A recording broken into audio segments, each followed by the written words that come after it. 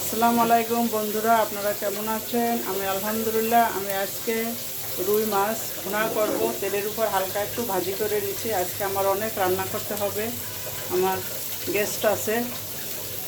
এই যে দেখেন, আমি এখন রুই মাছ ভুনা করব।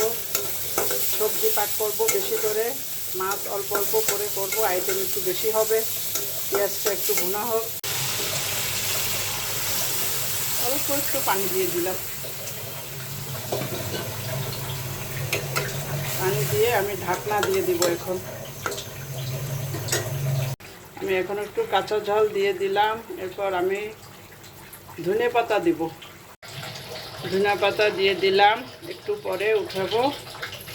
হয়ে গেছে রান্না করা। আজকে অনেক আইটেম রান্না করব।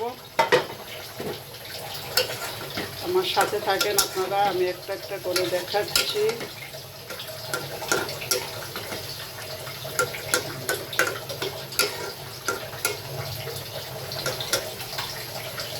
এটা হয়ে গেছে, আমি এক্ষুনি উঠাবো।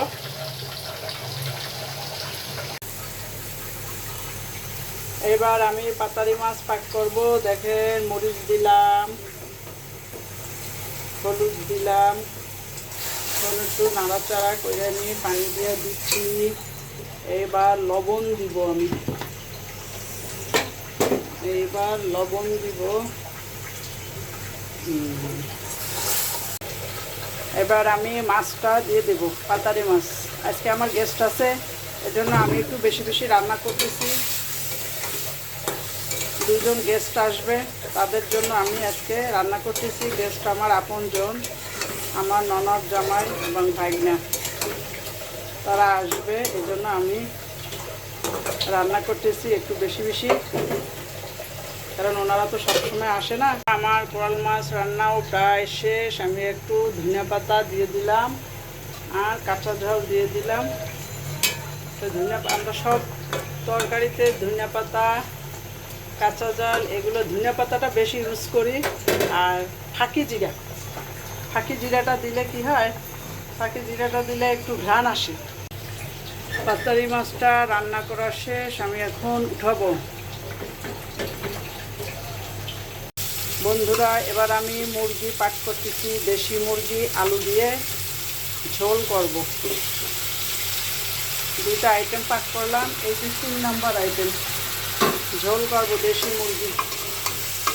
এখন আমি পেঁয়াজটা দিয়ে একটু মুরগিটা ভেজে, মুরগিতে সমস্ত মশলা দিয়ে এখন আমি কষাচ্ছি।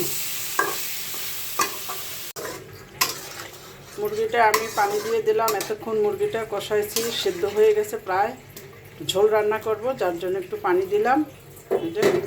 এখন আমি ঢেকে দিব। কালারগুলো, সব তরকারির কালারগুলো আজকে অনেক সুন্দর লাগে। হয়তো আমার গেস্টের ভাগ্যটা ভালো আছে, আমার রান্নাও সুন্দর হইতেছে, মনটাও ভালো লাগতেছে।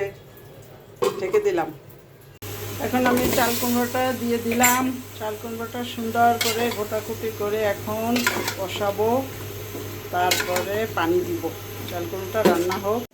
মুরগির পরে বন্ধুরা আমি এই জালিটা পাক করব। দেখেন, জালিটা একদম জালি, সুন্দর করে পাক করব। জালির চেহারাটা দেখেন আপনারা, কত সুন্দর হয়। জালিটা আমি এখন কেটে নিই। কুমড়োতেও আমি ধনিয়া পাতা দিয়ে দিলাম। বললাম না, সব তরকারিতে এটা ধনিয়া পাতা দিই। ধনিয়া পাতা দিলে আমার কাছে ভালো লাগে, স্বাদটা সুন্দর লাগে।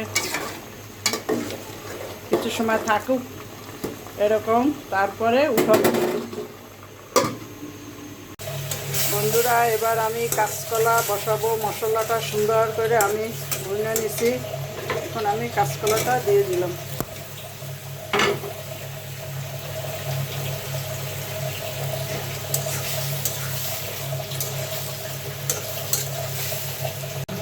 বন্ধুরা, এখন আমি বেগুন তেলের উপর ভাজবো। আর চিংড়ি মাছ, এই যে চিংড়ি মাছটা আমি ম্যারিনেট করে রেখে দিয়েছিলাম। বেগুন, চিংড়ি মাছ সব একসঙ্গে আমি দিয়ে দিলাম। আর রান্না করতে করতে ভালো লাগে না, অনেক সময় ধরে রান্না করতেছি। বন্ধুরা, আমার বেগুন চিংড়ি মাছও প্রায় হয়ে গেছে। এই যে দেখেন, বেগুন চিংড়ি মাছও হয়ে গেছে। একটু পরে উঠাবো। অবশেষে আমি ভাতও বসাই দিছি। রান্নাবান্না শেষ করে দিলাম। আরে আমার তো গ্যাস জ্বলে না। জ্বলছে, হয়ে গেছে। আমি এখন বেগুনটা উঠাবো। অনেক সময় রান্না করলাম বন্ধুরা আজকে। দেখেন আপনারা একটা লাইক দিয়েন, কমেন্ট করে ভুল হলে বললেন আমাকে, কোথায় কোথায় আমার ভুল হয়েছে এগুলো আমাকে জানিয়ে দিয়েন। বন্ধুরা সবগুলো রেডি করলাম। সারাদিন আমি যে রান্নাবান্না করলাম, আজকে প্রথমে এগুলো পিঠা বানাইলাম, তারপরে সবজি, মাছ, মাংস সব কিছুই করলাম। এখন আমি জিরার গুঁড়িটাও দিয়ে দিলাম, জিরার ফাঁকিটাও দিয়ে দিলাম। দেখেন বন্ধুরা আমার রান্নাটা কেমন হয়েছে। যদি ভালো হয়ে থাকে আপনারা একটা লাইক দিয়েন, সাবস্ক্রাইব করবেন, আপনারা আমার পাশে থাকবেন, এটা আমি সবসময় আশা করি। এই যে দেখেন দেশি মুরগির মাংস, ঝোলটা দেখেন।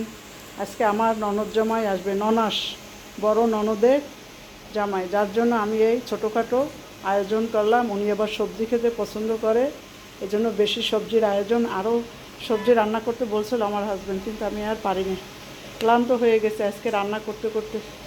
যা হোক মাশাল্লাহ, যেগুলো রান্না করছে এগুলোই খেতে পারবে না, একটু একটু খাবে এনে। সবাই ভালো থাকবেন বন্ধুরা। আমার রান্না যদি ভালো হয়ে থাকে আপনারা আমাকে লাইক দিবেন, সাবস্ক্রাইব করবেন, আমার পাশে থাকবেন, আমি সবসময় এই আশা করি। সবাই ভালো থাকবেন, সুস্থ থাকবেন, আপনাদের সবার জন্য আমি দোয়া করি। আমার বন্ধুরা যেন সবসময় ভালো থাকে, সুস্থ থাকে, আমার জন্য দোয়া করবেন। খোদা হাফেজ।